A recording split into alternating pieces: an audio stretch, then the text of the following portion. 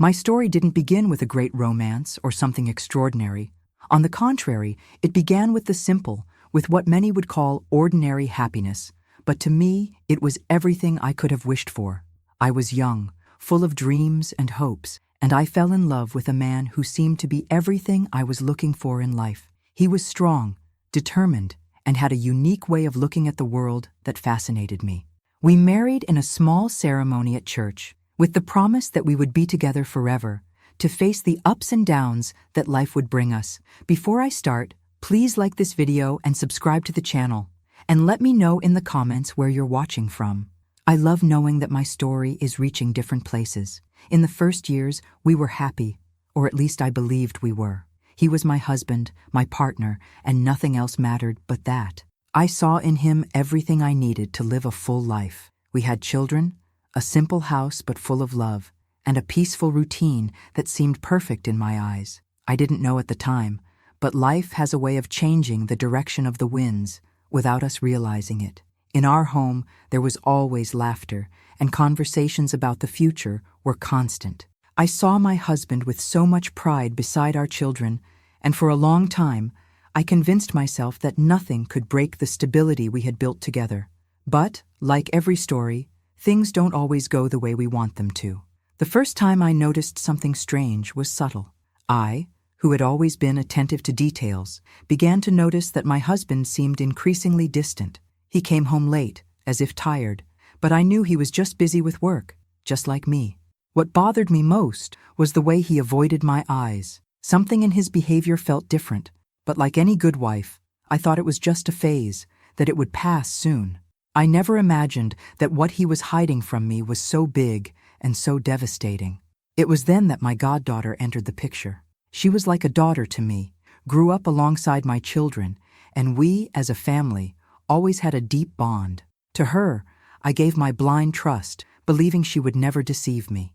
The young girl was sweet, caring, and had an energy that made everyone around her feel good. She began spending more time at our house and soon became very close to my husband. At first, I didn't think there was anything wrong. I believed it was only natural that she felt comfortable with us. After all, she was like part of our family. I was raised to trust people, to believe that life is made of solid relationships, and that honesty is the pillar that keeps us standing.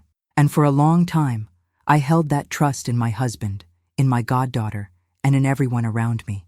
I suspected nothing. I saw no obvious signs, but at the same time, something inside me began to stir. I just didn't know what it was. One afternoon, after a long day at work, I found a note in the pocket of my husband's jacket. It wasn't an ordinary note, but something more intimate, something that immediately made me feel a strange sensation in my chest. The note had no words of love or promises, but something much simpler and unsustainable. My goddaughter's name. My heart raced, and for a moment, I thought I had misinterpreted it, but the truth began to unfold before me. Slow, painful, and undeniable. I felt lost. How could a woman have her world turned upside down in such an unexpected way? How could I believe that my husband, the man with whom I shared my life, could do something like that, especially with someone I considered family? The questions began to invade my mind, but deep down, I already knew the answer. I just didn't want to accept it. It wasn't easy confronting him. I knew it wouldn't be easy, but the truth always has a way of revealing itself, no matter how hard we try to hide it. The conversation was difficult, one of those no one wants to have, but one that had to be had. When he looked me in the eyes and confessed, I felt the ground open beneath my feet. I wanted to scream, cry, ask 1,000 times why, but the words didn't come. Silence was what took over me, a heavy silence that made me see my life in a way I never imagined. My husband admitted to the betrayal. He told me he was with my goddaughter and that she was pregnant with his child. The world around me crumbled all at once. I didn't know what to think, what to do. The pain was so great that I thought my soul would never be the same. I loved this man, and he had betrayed me in a way I couldn't explain.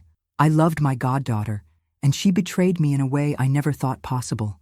My world, the life I had built, was falling apart. I couldn't process it all.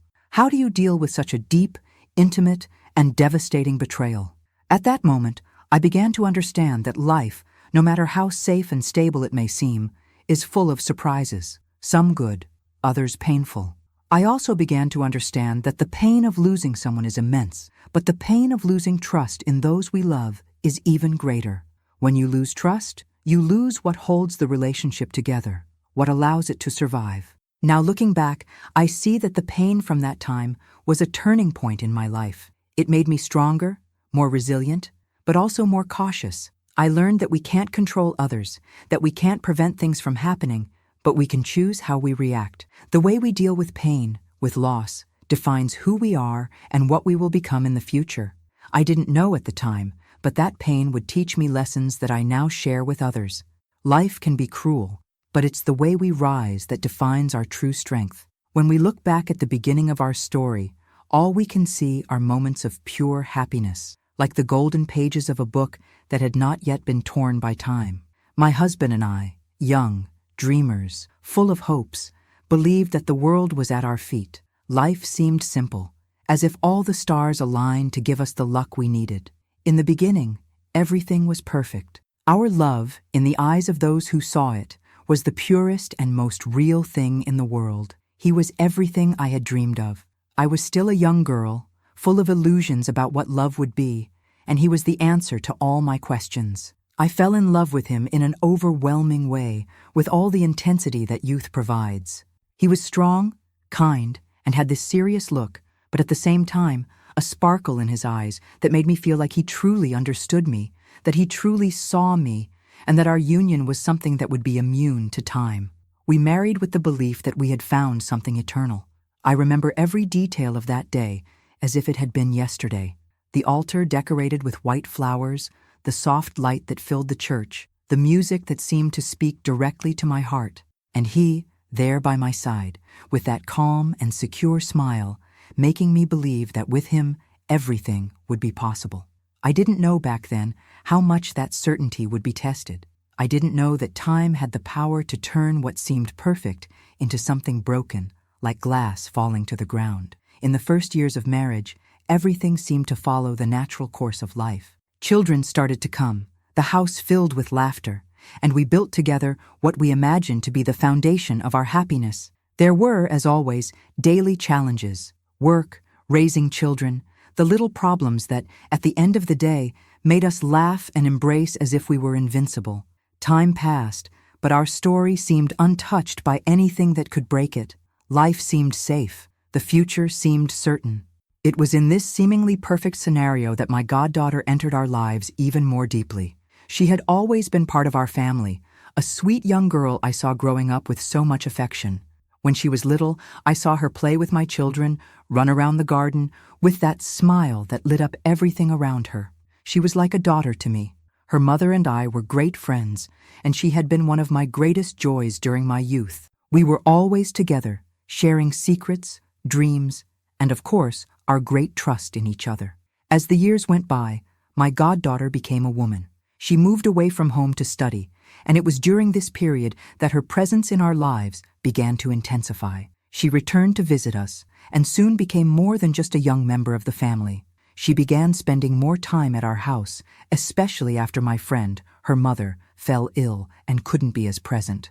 I welcomed her, as I always had, with the love of a mother, without thinking twice about the changes that were happening around us. My husband always treated her with respect and affection, but also with a certain distance. After all, she was a young woman, and he, a married man, a man of respect. I never imagined that this relationship of familiarity, trust, and care could be anything else. He was always so careful, so faithful, that it was unthinkable to me to imagine any deviation of character from him.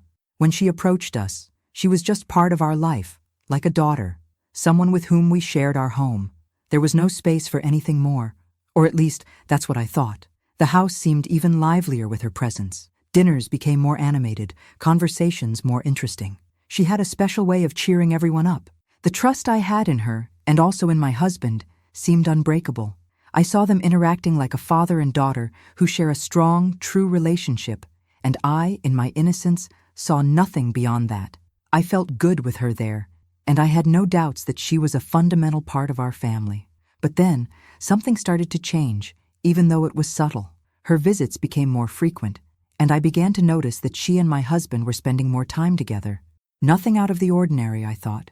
They talked about work, about life, and I was happy to see how the young girl was developing and feeling at home with us. But, like any woman, I began to feel that there was something there I couldn't quite identify, something beyond the simple family interaction.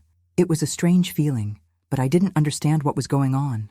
My husband started to distance himself, even more than before. He no longer looked at me the same way, and our conversations dwindled. He seemed more distracted, more withdrawn, and I, who had always known him so well, didn't know what to do with it.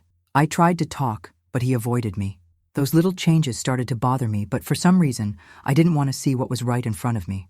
I found myself wondering if I was doing something wrong, if perhaps the fault was mine, but at the same time, I wanted to believe it was just a phase, something temporary.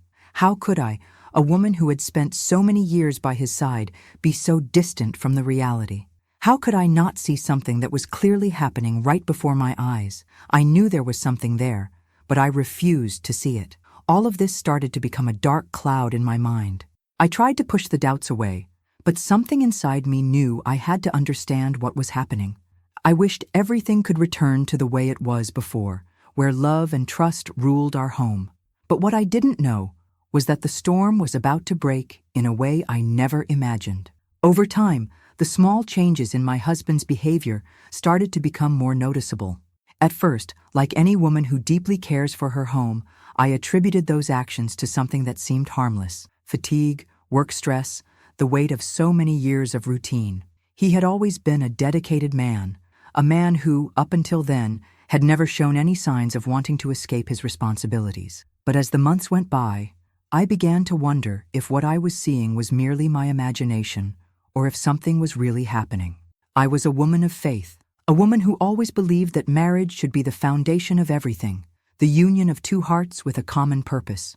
It had never crossed my mind that he could betray me, or that something in our marriage could break the trust we had built over the years. However, his behavior began to change in such a subtle way that I couldn't clearly identify what was wrong.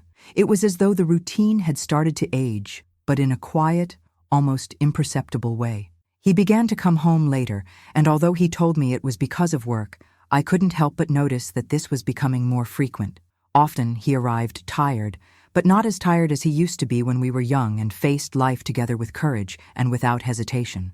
When he sat at the dinner table, his eyes no longer reflected the same passion, the same commitment. There was something there that couldn't be ignored. I didn't know exactly what it was, but a bad feeling started to grow inside me. Our conversations started to decrease. Before, we would discuss everything, from what happened during our day to the biggest plans for the future.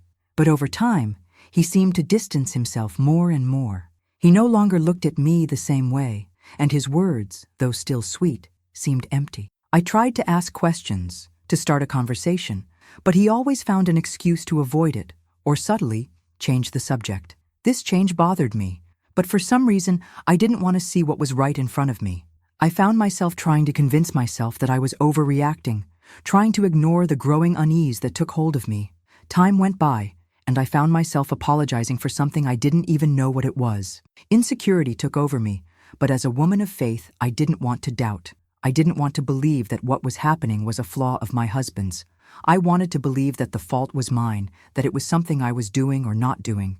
It was then that my goddaughter, who had always been a constant presence in our home, began to get even closer to my husband.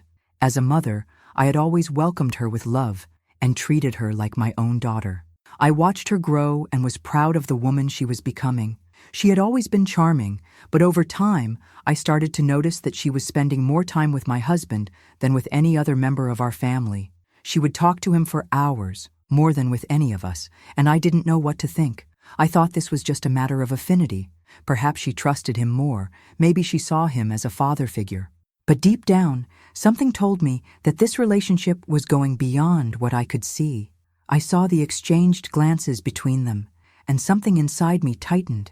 It was as though there was a silent connection that I couldn't understand. But how could this be? How could my goddaughter, whom I had always seen as my daughter, become involved with the man I loved? I didn't want to believe it, didn't want to look deeper, because the mere thought that something like this could happen was unbearable.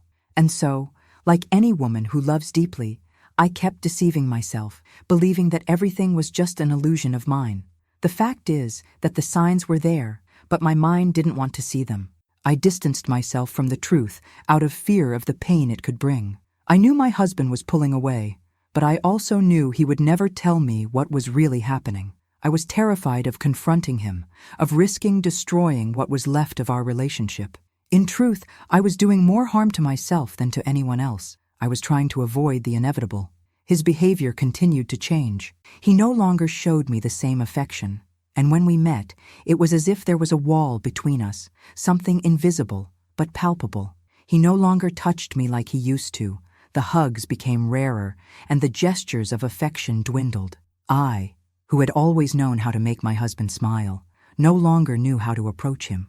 The nights became lonely, and even when we were in the same bed, there was a distance that seemed impossible to bridge. I tried to understand what was happening, tried to be patient, but with each passing day, my anguish grew. Something wasn't right, and I didn't know how to deal with it. I began to lose confidence in myself. Was I no longer the woman I once was?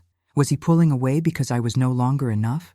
I wondered if the fault was mine, if he was distancing himself because I was no longer the woman he had fallen in love with. What I didn't know was that I was losing myself in the midst of my own insecurities. I no longer saw myself the same way. I no longer saw my husband the same way. And the worst part was that I was becoming more and more distant from a reality that I didn't want to face. It was as if my heart was in constant conflict. I knew something was wrong, but I didn't want to admit that what I feared could be real. And so I kept living in a false peace, trying to hide the pain and the questions from myself. But I knew that deep down, the truth would come to light. And when it did, the weight of the revelation would be inevitable. When we look back at the moments in our lives that marked us the most, we can realize that there were signs in every little gesture, every unspoken word. But at that moment, they were all covered by the veil of trust. I trusted my goddaughter blindly. She wasn't just a member of our family. She was like a daughter to me. And as a mother, it was my duty to care for her, guide her, protect her. At least, that's what I believed. And in all the years I spent with her, I never imagined that my trust could be broken in such a cruel and painful way. My goddaughter had always been a constant presence in our home. When she was small, she would run around the garden like my own daughter, playing with my children, sharing all the moments that made my heart swell with joy. She had this enchanting smile, an energy that was impossible not to love. When she reached adolescence, her presence in our home became even more intense, and I saw her become a strong and independent young woman. She began to spend more time with us, and over time, I saw her become a bigger part of our family, someone I trusted completely. Her mother, my dear friend, was becoming more distant due to her ill health, and naturally, I felt responsible for her. I welcomed her with open arms, just as I would my own daughter, without thinking twice about the changes happening around us. My husband always treated her with respect and affection, but also with a certain distance. After all, she was a young woman, and he, a married man, a man of respect. I never imagined that this relationship of familiarity, trust, and care could be anything else. He was always so careful, so faithful, that it was unthinkable to me that he could ever deviate from his character. When she came close to us, she was just part of our life, like a daughter, someone with whom we shared our home. There was no space for anything more, or at least, that's what I thought. The house seemed even livelier with her presence. Dinners became more animated, conversations more interesting. She had a special way of cheering everyone up. The trust I had in her, and also in my husband, seemed unbreakable. I saw them interacting like a father and daughter who share a strong, true relationship, and I, in my innocence, saw nothing beyond that. I felt good with her there, and I had no doubts that she was a fundamental part of our family. But then, something started to change, though subtly. Her visits became more frequent, and I began to notice that she and my husband were spending more time together. Nothing out of the ordinary, I thought. They talked about work, about life, and I was happy to see how the young girl was developing and feeling at home with us. But like any woman, I began to feel that there was something there I couldn't quite identify, something beyond the simple family interaction. It was a strange feeling, but I didn't understand what was going on. My husband started to distance himself, even more than before. He no longer looked at me the same way, and our conversations dwindled. He seemed more distracted, more withdrawn, and I, who had always known him so well, didn't know what to do with it. I tried to talk, but he avoided me. Those little changes started to bother me, but for some reason, I didn't want to see what was right in front of me. I found myself wondering if I was doing something wrong, if perhaps the fault was mine, but at the same time, I wanted to believe it was just a phase, something temporary. How could I, a woman who had spent so many years by his side, be so distant from the reality? How could I not see something that was clearly happening right before my eyes? I knew there was something there, but I refused to see it. All of this started to become a dark cloud in my mind. I tried to push the doubts away, but something inside me knew I had to understand what was happening. I wished everything could return to the way it was before, where love and trust ruled our home. But what I didn't know was that the storm was about to break in a way I never imagined. She, my goddaughter, began to be even more present. She knew her mother, my dear friend, was sick, and, as always, she came to stay with us, to be with me, to make sure everything was okay. But I didn't realize that, at that moment, her presence in our home was no longer the same. I began to feel watched, uncomfortable in my own home. What was once a pleasant presence, one I was proud of, now seemed something strange, something unsettling. I didn't know what to think, didn't know what to do. Part of me wanted to distance her, but another part didn't want to believe what I was feeling. I wanted to believe I was being irrational, that I was being overly concerned, that she was, in fact, just a young woman trying to find her place in the world. But the other part of me couldn't ignore what was happening right in front of my eyes.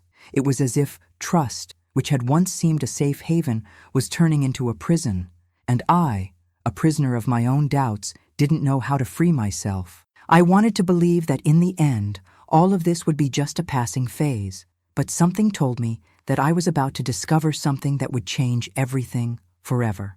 As the days went by and the signs became more evident, I found myself increasingly lost in my own denial. The small changes in my husband's behavior, the furtive glances between him and my goddaughter, the more frequent exchanges of words between them, all of this happened right under my nose, but I, in my blind trust, preferred to ignore it. I didn't want to believe what was in front of me, didn't want to accept that their relationship was going beyond what I thought was simple family friendship. I kept trying to convince myself that everything was fine. After all, I trusted my husband. I trusted my goddaughter. They were part of my life, my family. How could I, a woman who had lived so many years by his side, even think that something was wrong? No, it wasn't possible. He was my husband, the man I had sworn to spend my life with, and my goddaughter. Well, she had always been like a daughter to me. I blindly believed that nothing could shake the foundation of our family. But the truth was slowly revealing itself, and I began to realize, painfully, that there was something I wasn't willing to see. I started to pay attention to details that had once gone unnoticed. My husband, who had always been present, was now absent in a different way. He was more distant, not just physically, but emotionally as well. His words, though still sweet, seemed empty. The affectionate gestures that used to be full of love were now mechanical, done out of obligation. I saw him and my goddaughter laughing together, and something inside me tightened. It was as if there was a connection between them that I couldn't understand. But how could this be? How could my goddaughter, whom I had always seen as my daughter, become involved with the man I loved? I didn't want to believe it, didn't want to look deeper, because the mere thought that something like this could happen was unbearable. And so, like any woman who loves deeply, I kept deceiving myself, believing that everything was just an illusion of mine. The fact is that the signs were there, but my mind didn't want to see them. I distanced myself from the truth out of fear of the pain it could bring. I knew my husband was pulling away, but I also knew he would never tell me what was really happening. I was terrified of confronting him, of risking destroying what was left of our relationship. In truth, I was doing more harm to myself than to anyone else. I was trying to avoid the inevitable. His behavior continued to change. He no longer showed me the same affection, and when we met, it was as if there was a wall between us, something invisible but palpable. He no longer touched me like he used to. The hugs became rarer, and the gestures of affection dwindled. I, who had always known how to make my husband smile, no longer knew how to approach him. The nights became lonely, and even when we were in the same bed, there was a distance that seemed impossible to bridge. I tried to understand what was happening, tried to be patient, but with each passing day, my anguish grew. Something wasn't right, and I didn't know how to deal with it. I began to lose confidence in myself. Was I no longer the woman I once was? Was he pulling away because I was no longer enough? I wondered if the fault was mine, if he was distancing himself because I was no longer the woman he had fallen in love with. What I didn't know was that I was losing myself in the midst of my own insecurities. I no longer saw myself the same way. I no longer saw my husband the same way.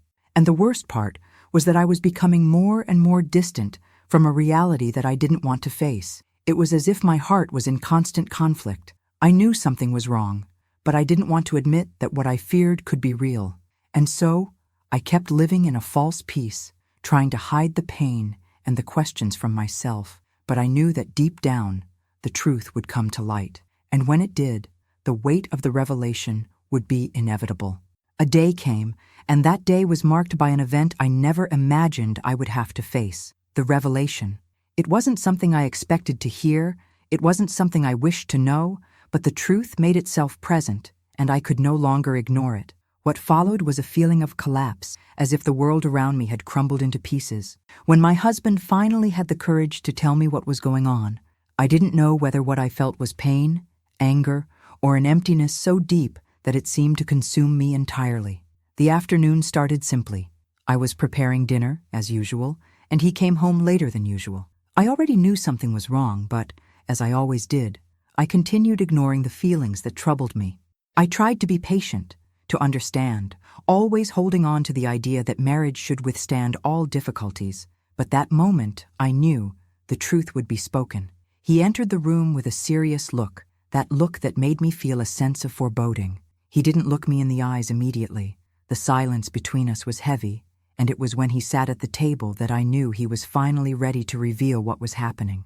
When he spoke, his words were like a sharp blade, cutting with a painful precision through everything I believed was my life. I've been with our goddaughter, he said, his voice trembling. She's pregnant, and the child is mine. His words dropped like a bomb, and I felt paralyzed.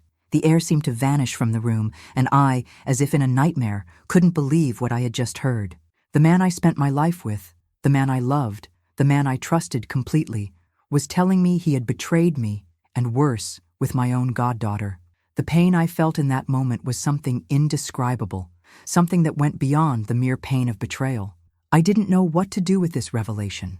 I didn't know how to deal with the pain of discovering that everything I had believed to be true was, in fact, being destroyed before my eyes. How could the man I loved be involved with the young woman I saw as a daughter? And how could she, my goddaughter, my own trust, be capable of doing this to me, of destroying the family I had worked so hard to protect? I found myself facing a pain I never imagined I would be able to bear. The silence that followed was painful. I looked at him, trying to understand his words, trying to process what he had just told me, but nothing made sense. I looked at my life, at everything we had built together, and it seemed like it was disintegrating before me. I wanted to scream, cry, ask 1,000 times why, but the words wouldn't come. The emptiness took over me, and I didn't know what to do next. He seemed remorseful, but the words of regret weren't enough to ease the pain I felt. I wanted to know how he could do this. I wanted to understand what had happened to the trust we had built over the years, but the answers didn't come. Only silence and pain followed me. He kept speaking, saying he had made a terrible mistake, that he didn't know how it happened, that he was lost, but nothing he said could ease the pain inside me. "I'm so sorry," he kept repeating. "I never meant for this to happen. I don't know how this happened. I lost myself." I looked at him, and for a moment, I didn't see the man I married anymore. I saw a stranger, a man who had deceived me, and that in some way hurt more than the betrayal itself. I wanted to understand. I wanted to find a reason, but the truth was that, in that moment, I could no longer see meaning in anything. All I felt was a deep emptiness, as if what we had built together had been destroyed in a single moment. He tried to hug me, but I pushed him away. I didn't want his touch. I didn't want anything from him. I didn't want to believe what was happening. The pain was so overwhelming that I found myself paralyzed, unable to react. What should I do now? How could I move forward? I didn't know. I only knew that nothing would ever be the same again. The man I trusted had betrayed me in such a deep way that I didn't know how to overcome it. I knew that from that moment on, nothing would ever be the same. The family I loved, the life I had built, everything was crumbling before me. I was faced with a difficult choice. Should I forgive him, or would this betrayal be the end of everything we had shared? What hurt me the most was that, when I looked at him, I no longer knew if I could trust him again. How can one forgive such a deep, intimate betrayal? I didn't know the answer. I distanced myself from him, trying to find some clarity, some answer within myself. What I knew was that the pain I was feeling in that moment could never be described in words. I didn't know what the future held for us, but I knew that from that day on, my life would never be the same. I was lost, but at the same time, I knew I had to find a way to move forward. I didn't know how, but I knew I had to continue. Even with the pain, I had to find a way to live again. After learning about the betrayal, a new wave of pain and confusion took over me. It wasn't enough that my husband had betrayed me with my goddaughter, but now he revealed that the result of that relationship was a life. The child she carried was not only a consequence of their mistake, but also a cruel reminder of the lie that was now taking over my home and my heart. The idea that my goddaughter, the one I saw as my daughter, was pregnant with the man I shared my life with, seemed to me an unbearable pain, something I could never have imagined. The impact was devastating. The revelation of the betrayal was painful, but the idea that I would have to deal with their child, with the reality that a human being would soon be born bearing the mark of that mistake, seemed even more unbearable.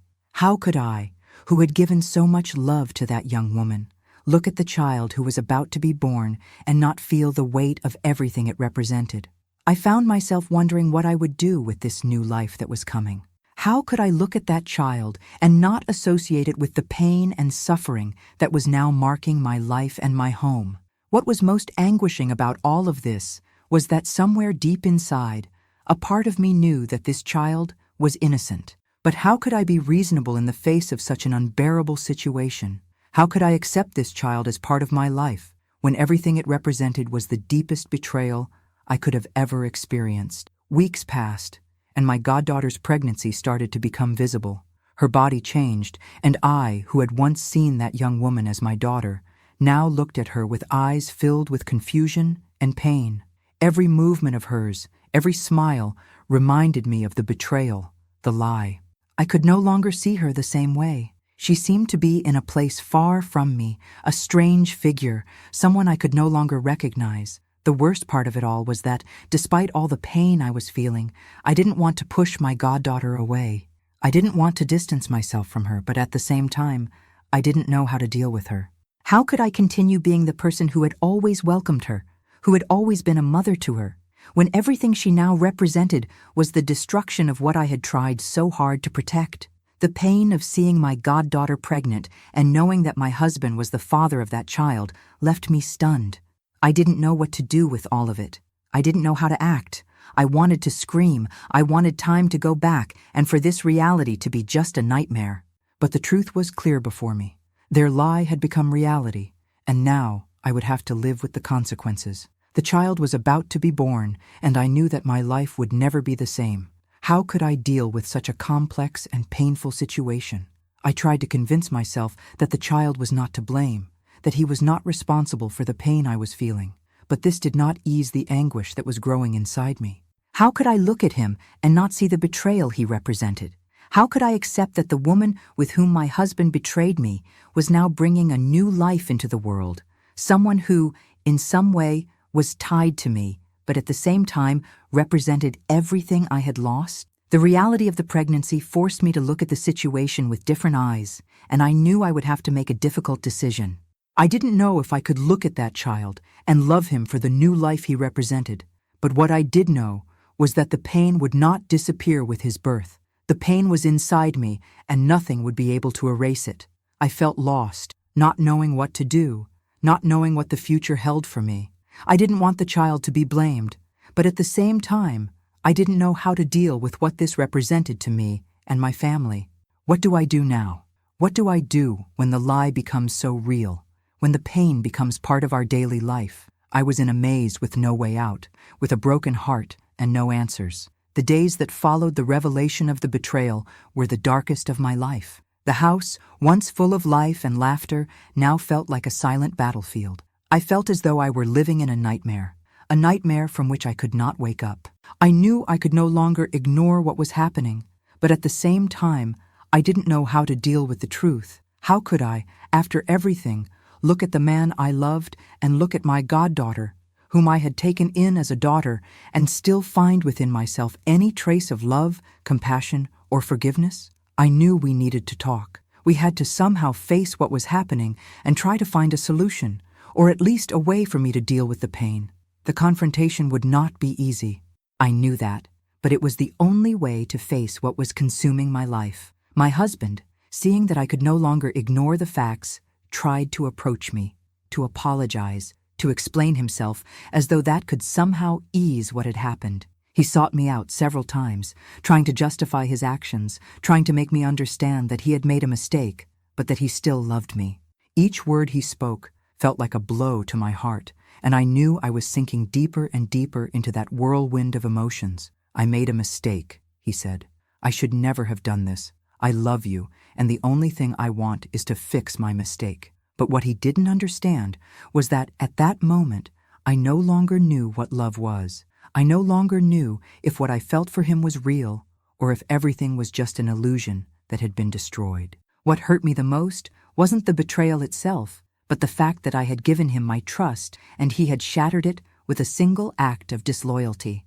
What consumed me, however, was the fact that I still felt something for him, a pain that prevented me from simply leaving him and moving on. I wanted him to leave, to go away, but at the same time, something in my heart told me to try to understand, to try to forgive him. But how could I forgive him? How could I forgive him for something so deep, for something that made no sense, for something that seemed to break the essence of everything we had lived? I found myself in the middle of an emotional battlefield. On one side, there was the love I still felt for him, the man with whom I had shared so many years of life, and on the other, there was the pain of betrayal, the pain of seeing my life destroyed by lies and disloyalty. Forgiveness seemed impossible, but anger didn't seem to be the right answer either. How could I find a solution to something that seemed so irreparable? How could I trust him again? Trust myself? I knew I had to make a decision, but I didn't know which path to take. What I wanted, what I truly desired, was peace. I wanted everything to go back to how it was before, but I knew that was impossible. Trust had been destroyed, and the pain was so great that it seemed unbearable. However, I also knew that anger and bitterness would take me nowhere. Forgiveness wasn't for him. Forgiveness was for myself. It was the only way for me to move forward, to free myself from the pain that was consuming me. But how to forgive someone who had done something so painful, so devastating? I spent days, weeks, questioning myself. I went to places in my mind I had never visited before. I found myself confronting my own insecurities, my own need to be loved and respected. I found myself reflecting on the woman I had become and the woman I wanted to be. I knew the answer wouldn't come from outside. The answer would come from within me, and only I could decide what to do with the pain I carried. It was then that, over time, I began to realize that forgiveness didn't mean forgetting. It didn't mean that everything that had happened would be acceptable. Forgiveness meant liberation. I needed to free myself from that pain, free myself from the bitterness, the anger that was destroying me. Forgiveness wasn't an act of kindness toward him, but a way for me to heal. I needed to do this for myself, to be able to live again, to rebuild my life. But, as everyone knows, forgiveness is a process. It doesn't happen overnight, and certainly not in a simple way. Forgiveness is a hard path, a path that requires courage and strength. I still didn't know how to do it, but I knew forgiveness was the only key for me to move forward. I knew it would be difficult, but I also knew it was the only way to find the peace I so desired. Forgiving didn't mean that everything would return to the way it was before, but it meant that I could move on without being consumed by anger and pain. And in the end, that's what I needed: freedom to live, to find my own peace. Now, with the truth exposed and the weight of betrayal on my shoulders, I found myself standing at a crossroads. What to do with everything that remained? What to do when trust had been broken so deeply, when the future I imagined with the man I loved was now shattered? I felt lost, not knowing which path to take, and the only thing that seemed certain was that the pain wouldn't go away. I didn't know if I should forgive him and try to rebuild our life, or if it would be better to move on without him and try to find a new path for myself. This was the hardest decision of my life. I had dedicated years to my marriage, to my husband, to our family. I believed that what we had was unbreakable, but now it was clear that nothing is truly immune to time and human flaws. The pain I felt was intense, and for a moment I thought I wouldn't be able to go on. I wanted to cry, scream, make time go back, and undo everything that had happened. I wanted to live in a world where lies didn't exist, where betrayal had no place. But life doesn't give us that luxury. What we had lived up until that moment, with all its joys and challenges, was now part of the past, something that could not be changed. The only thing I could control was my own future. And as scary as the idea of moving forward without him was, it was also liberating. I knew that if I stayed in that constant state of suffering, I would be allowing pain to take over my life in a way that would slowly destroy me. The decision I had to make wasn't just about what to do with my husband, but also about what to do with myself. I was torn between the love I still felt for him and the pain of knowing he had betrayed me with someone I considered family. How could I continue loving someone who made me feel devalued, who shattered the trust we had built together? At that moment, I realized that the most important thing wasn't what he would do or wouldn't do. The most important thing was what I would do from that moment on. I needed to find myself again, to regain my trust in myself, to learn to love myself independently of what had happened. I could no longer depend on a man or anyone to validate my worth. I had to rise on my own, without letting the pain and betrayal define who I was. I spent sleepless nights reflecting on everything that had happened. I thought about the future and what would become of me. I didn't know if I would be able to forgive him completely. But I also knew that forgiveness was something I would do, not for him, but for my own peace. I didn't want to carry that anger inside me for the rest of my life. I didn't want to be consumed by the pain of betrayal.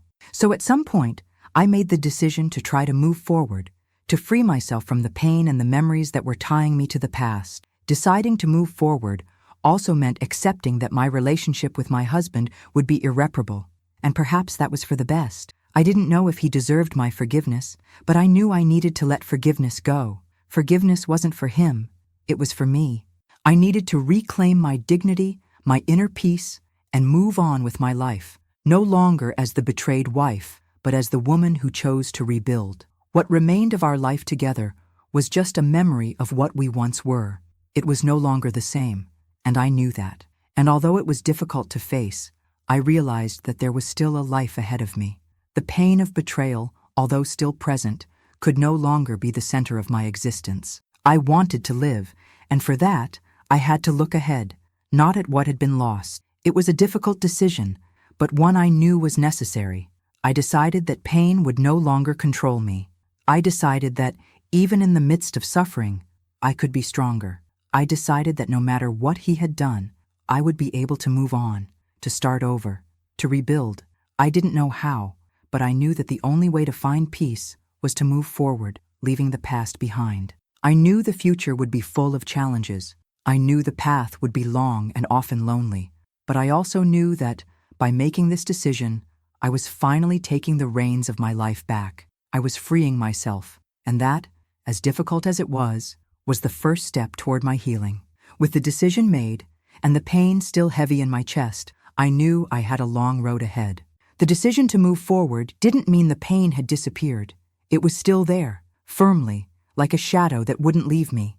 But I also knew that by taking this step, I was finally beginning to free myself. I was finally beginning to accept the reality, not with anger, but with the intention of finding peace, of finding the way to rebuild my life. The pain didn't allow me to be weak, but it also didn't give me the chance to be insensitive. I knew that in order to heal my wounds, I would need time, patience, and strength. I was starting to realize that the reconstruction wouldn't be a quick process. It would be a long journey filled with challenges, but at the same time, It was the only path I had. I turned inward, to the woman I had neglected for so long, without realizing that my own happiness was being suffocated by pain and guilt. I had lost myself in the promises of a love that now seemed like a distant dream. But, little by little, I began to see that the woman I had been before the betrayal was still there, within me. I just needed to find her again. I started to reconnect with the things that gave me joy, those small pleasures that, before the pain, made my heart beat faster. I started walking alone again, rediscovering the world around me, allowing myself to feel each moment, each experience, without the weight of betrayal. I dedicated myself, to my children, to my work, to my friendships. Gradually, the pain began to give way to a new kind of strength, a strength that didn't come from what I had lived with him, but from what I could still build, from what I could still be. It wasn't easy. There were nights when loneliness made me feel the deepest emptiness, and negative thoughts would invade me. I wondered if I would ever be able to be happy again, if I would ever be able to trust people again. The pain of knowing that the man I loved and the young woman I watched grow had betrayed me in such a deep way would not be something that could be erased with time. But I knew that, by choosing to rebuild my life, I was giving myself a chance to be stronger, to be more than the woman who was betrayed. I didn't want to be just the victim of the story. I wanted to be the woman who overcame, who moved on, who found new meaning in her life. Reconstruction began with small steps. I began to look in the mirror and see something beyond the pain. I saw the strong woman that was still there, the woman who, despite everything, hadn't let herself be destroyed. I reminded myself of my own qualities, the things I did well, the things that made me who I am. I began to regain my self-esteem, my confidence in myself, and realized that true happiness didn't depend on anyone other than myself. It was difficult, of course, and many times I felt the pain take hold of me again. But I learned to deal with it. I knew that sadness would be part of me, but no longer overwhelmingly so. I learned to cry when I needed to be vulnerable, but I also learned to rise again with each fall. The path of reconstruction wasn't straight, but every step I took was one step closer to the peace I so desired. Over time, I realized that I didn't need to carry the pain forever. I could look back, understand what happened, and move forward without being defined by it. Forgiveness, which I thought would be impossible, became clearer every day. Forgiving didn't mean accepting what he did, but it meant freeing myself from the emotional burden that was holding me captive. I was rebuilding my life, one piece at a time. And although it was a long process, often solitary, I knew I was on the right path. I was becoming myself again, becoming the woman who, despite all the challenges, knew that life still had so much to offer me.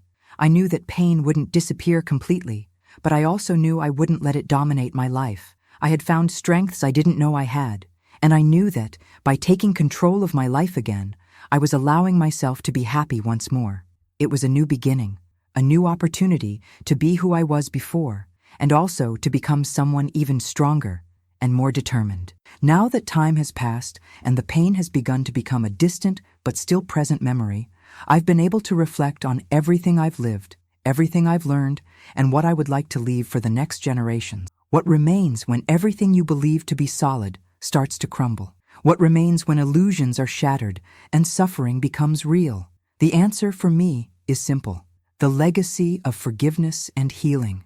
I always thought life was about the pursuit of happiness, that happiness was something you achieve over time with hard work and true love. But life taught me that true happiness doesn't only come from happy moments or victories won.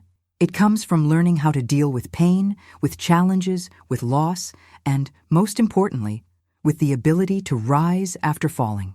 The greatest legacy I can leave is the teaching of how to heal wounds, how to forgive yourself and others, and how to move forward with your head held high, even after the deepest disappointments.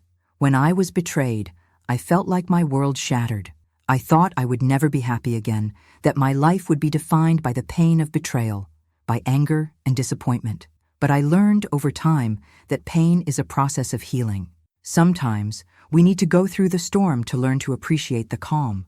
Forgiveness wasn't an easy act, but it was what freed me. Forgiving didn't mean forgetting, nor did it mean ceasing to feel the pain, but it meant releasing my heart from a weight that kept me tied to the past. And by doing that, I became stronger, more aware of my worth, more capable of living life in a fuller way. I leave for you, who now reads my story, the lesson that life is full of ups and downs. Love is a gift, but it can also be a source of pain.